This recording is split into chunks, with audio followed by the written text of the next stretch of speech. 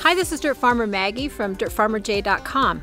If you love to garden like I do, and particularly ornamental beds with flowering shrubs and different types of cultivars, I want to share my favorite cultivar with you, the hollyhock. Stay tuned.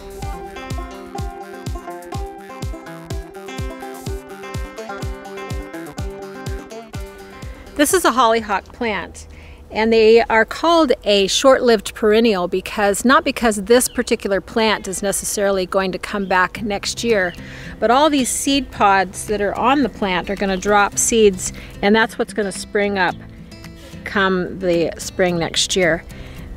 Many different colors, as you can see. This one happens to be a deep purple, which is really pretty, and the seed pods that are green are still going to bloom. You can see there's a bloom just starting to come out of that one. And the ones when they turn brown, like this one, this has actually got seeds in it for next year. I'm going to pull one off here and show you. All those little black things are seeds, and most of those will sprout up again in the spring and grow plants. You can look at this bed here.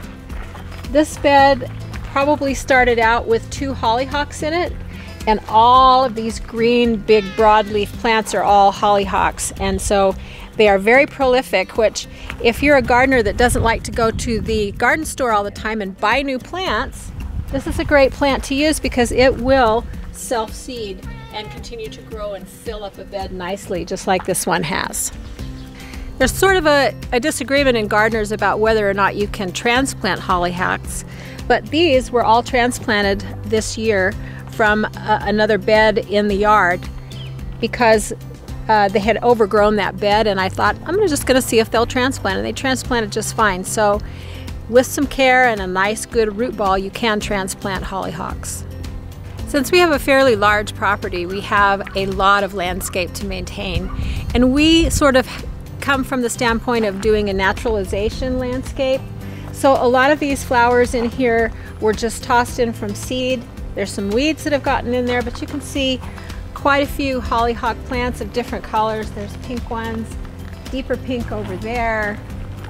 Here's a white one over here. And they do attract butterflies and all kinds of propagator bugs, hornets, bees. All of those kinds of bugs love to come to these plants. So you will get a lot of pollination that goes on and that will help your bed to become healthy. One of the really great things about hollyhocks as well is that they can take full sun, no problem. They can go all the way to part shade, but they really love full sun. And as you can see, it's getting towards winter here, and they are still blooming. A lot of times you can get 2 blooms out of the hollyhocks as well too. If you look at the bottom of the plant, if there's brand new leaves coming up, then you can just, if this is all spent and the leaves are brown, you can just cut that off and let it grow up again and get a second blooming. So these are all second blooms for this season right now in this bed. They're good for zones 2 to 10, really hardy plant. Drop their own seeds if you want to get some color variation. Pick the spent pods off of one color and go scatter it in another bed where there's a different color, and next year you'll have a nice variety. So, hollyhocks, my recommendation. Thanks for watching. If you found this to be helpful, like our video and subscribe to our channel. And until next time, this is Dirt Farmer Maggie.